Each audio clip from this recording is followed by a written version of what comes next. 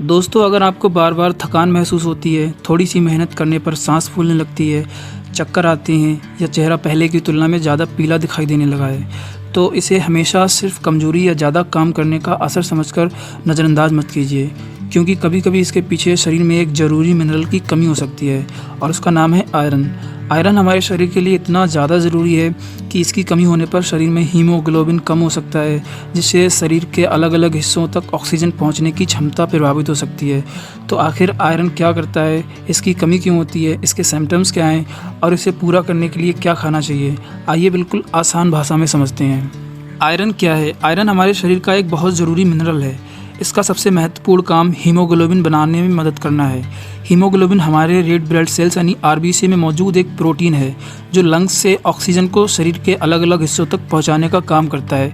जब शरीर में आयरन की कमी हो जाती है तो पर्याप्त हीमोग्लोबिन बनाना मुश्किल हो सकता है। इसे आयरन डिफिशिएंसी एनीमिया हो सकता है। अगर कमी हल्की हो तो शुरुआत में सिम्टम्स बहुत ज़्यादा स्पष्ट नहीं होते, लेकिन कमी बढ़ने पर शरीर में कमजोरी और दूसरी समस्याएं दिखाई देने लगती हैं।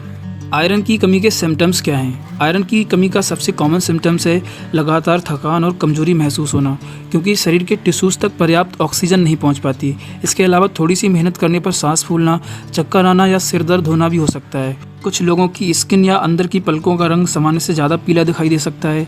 हार्ट की धड़कन तेज़ महसूस हो सकती है, खासकर जब एनीमिया ज़्यादा हो। कुछ लोगों में बाल झड़ने या नेल्स कमज़ोर और ब्राइटल होने जैसी समस्याएं भी देखने को मिल सकती हैं। बहुत ज़्यादा आयरन डिफिशिएंसी में कुछ लोगों को बर्फ़, मिट्टी या दूसरी नॉन फूड चीज़ें खाने की इच्छा भी हो सकती है। इसे पीका कहा जाता है। आयरन की कमी क्यों होती है? अब सबसे ज़रूरी सवाल, आखिर शरीर में आयरन कम क्यों हो जाता है?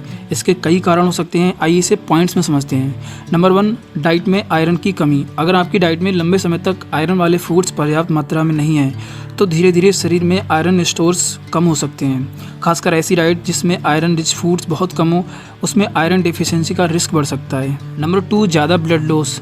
आयरन डिफिशिएंसी का एक बहुत महत्वपूर्ण कारण है शरीर से लगातार ब्लड लॉस होना। महिलाओं में हैवी मेंस्ट्रुअल ब्लीडिंग यानी बहुत ज़्यादा पीरियड आने की वजह से आयरन की कमी हो सकती है।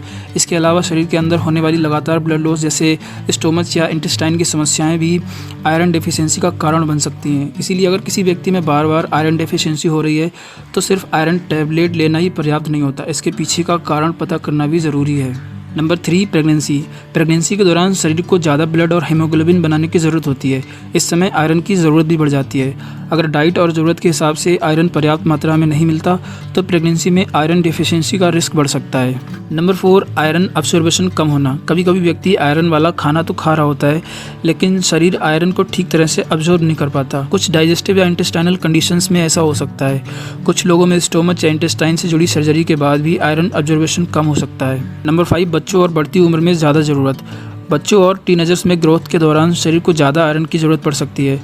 अगर डाइट इस बढ़ी हुई ज़रूरत को पूरा नहीं कर पाती तो आयरन डेफिशिएंसी हो सकती है। आयरन की कमी की जांच कैसे होती है? सिर्फ सिम्टम्स देखकर ये पक्का नहीं किया जा सकता कि शरीर में आयरन की कमी है। इसके लिए डॉक्टर आमतौर पर ब्लड टेस्ट करवाते हैं। सीबीसी यानी कंप्लीट ब्लड काउंट से हीमोग्लोबिन और रेड ब्लड सेल से जुड़ी जानकारी मिलती है। इसके अलावा फेरेटिन टेस्ट में मौजूद आयरन स्टोर का अंदाज़ा लगाने में मदद कर सकता है। ज़रूरत के हिसाब से डॉक्टर सीरम आयरन, TIBC और ट्रांसफेरिन सैचुरेशन जैसे टेस्ट भी करवाने की सलाह दे सकते हैं। इसीलिए बिना टेस्ट के सिर्फ सिम्टम्स के आधार पर खुद से आयरन लेना सही नहीं है। आयरन बढ़ाने के लिए क्या खाएं? अगर शरीर में आयरन की कमी है तो डाइट में आयरन रिच फूड शामिल करना मददगार हो सकता है, जैसे हरी पत्तेदार सब्जियां, दालें, बीन्स, चना, राजमा और दूसरे लेगुम्स। नॉन वेजिटेरियन लोगों के लिए मीट, चिकन और खासकर लीवर जैसे फूड्स में भी आयरन पाया जाता है। इसके अलावा कुछ नट्स और सीड्स में भी आयरन होता है।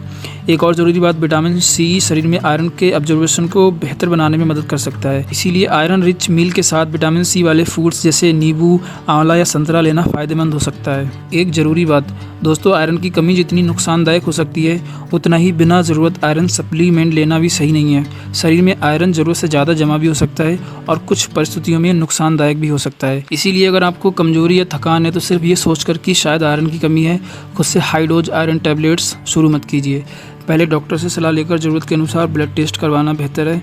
और अगर आयरन डिफिशिएंसी बार बार हो रही है तो इसका कारण पता करना बहुत ज़रूरी है, जैसे ब्लड लॉस, डाइट की कमी या आयरन अब्जॉर्प्शन की समस्या।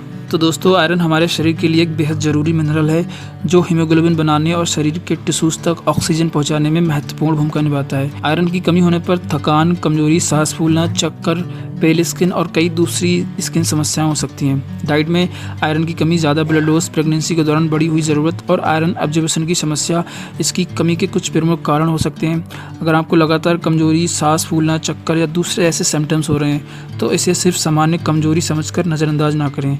सही जांच करवाएं और आयरन डेफिशिएंसी होने पर उसके सही कारण का इलाज करवाएं। और याद रखिए, सिर्फ आयरन बढ़ाना ही ज़रूरी नहीं है, बल्कि ये पता लगाना भी ज़रूरी है कि शरीर में आयरन कम क्यों हुआ। मिलते हैं अगली वीडियो में एक नए हेल्थ टॉपिक के साथ। तब तक के लिए आप अपना ख्याल रखिए।